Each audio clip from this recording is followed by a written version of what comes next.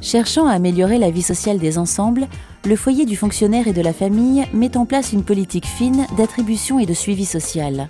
Il mène une vaste campagne de formation de ses gardiens et pratique la résidentialisation. Le foyer du fonctionnaire et de la famille, devenu Immobilière 3F en 1989, fête la mise en location de son 100 millième logement l'année suivante. Il participe également aux grandes opérations de rénovation urbaine des quartiers victimes de difficultés profondes.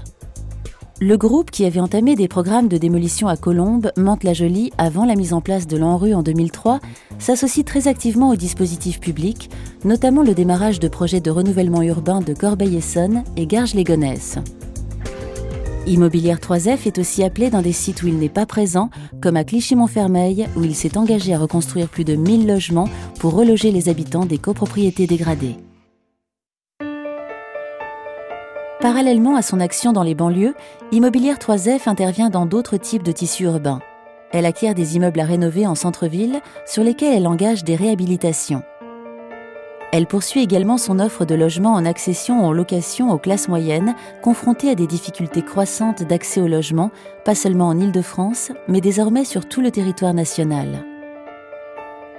Depuis 1976, le groupe avait patiemment développé un parc régional de 40 000 logements.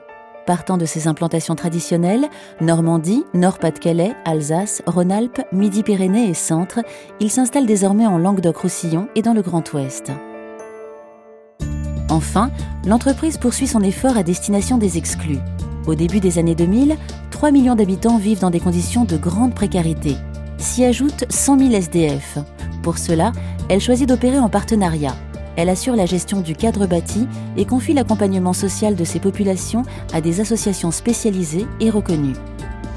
Une filiale dédiée au logement dit très social, Résidence sociale d'Île-de-France, est créée en mai 2007.